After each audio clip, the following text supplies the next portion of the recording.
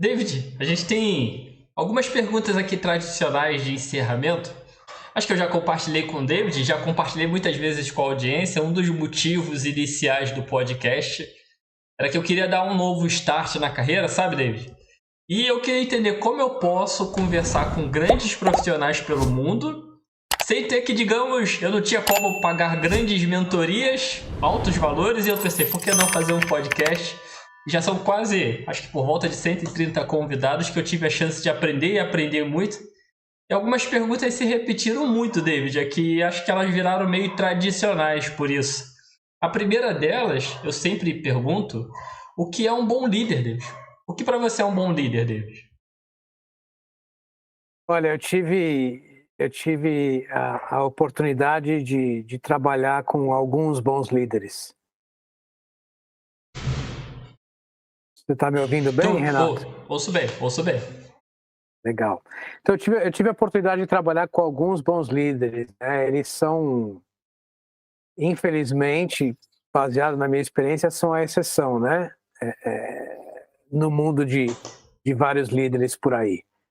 O bom líder, ele é aquele que demonstra o comportamento por exemplo, né? Então é aquela pessoa, o homem ou a mulher que você quer seguir o que ela está falando, não porque ela te falou, mas porque você observa o comportamento dela e você fala, olha, que legal que esse cara fez, ou que legal que essa mulher fez, né? Então eu tive um líder fantástico na Red Hat, com quem eu converso até hoje, ele é um pouco meu mentor também, chama Paul Gamp, e sempre foi um cara assim impressionante.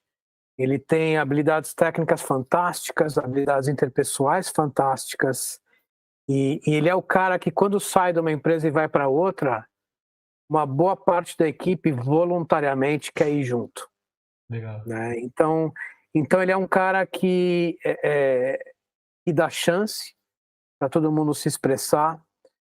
Ele é uma pessoa que dá uma direção clara do que ele espera, mas que ao mesmo tempo permite que os integrantes da equipe dele deem o seu toque pessoal naquela coisa que eles estão fazendo, qualquer que seja a tarefa, qualquer que seja o projeto.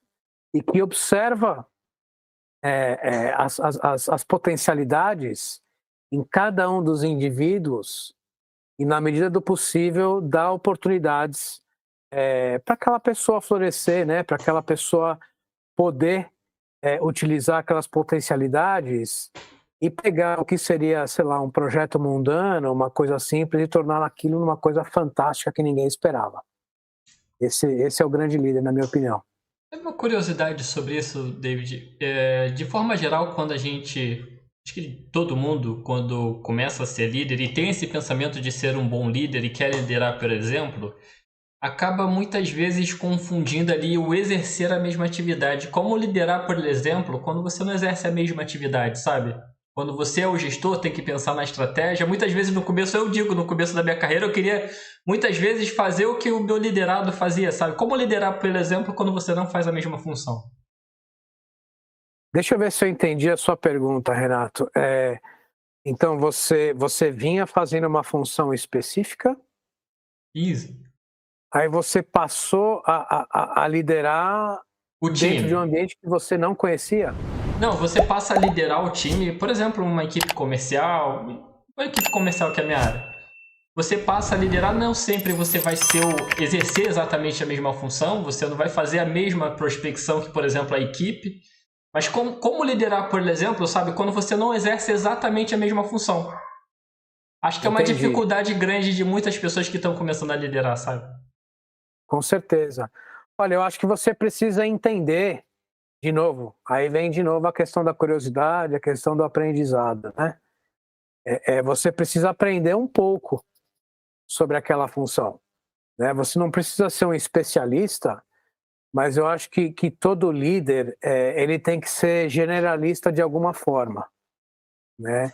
Ele tem que saber como conversar com diferentes áreas e o que esperar, né? das diferentes áreas e está sempre aberto a aprender, né? Está sempre aberto a ouvir, a aprender sobre as peculiaridades daquela especialidade em específico, né? Para justamente tentar se esforçar para não julgar a performance ou aquela pessoa simplesmente com aquela visão individual, né? De novo, expandir o horizonte, aprender com aquela pessoa, aprender um pouco sobre aquela especialidade, até para poder conversar, ter gabarito para conversar a respeito, né?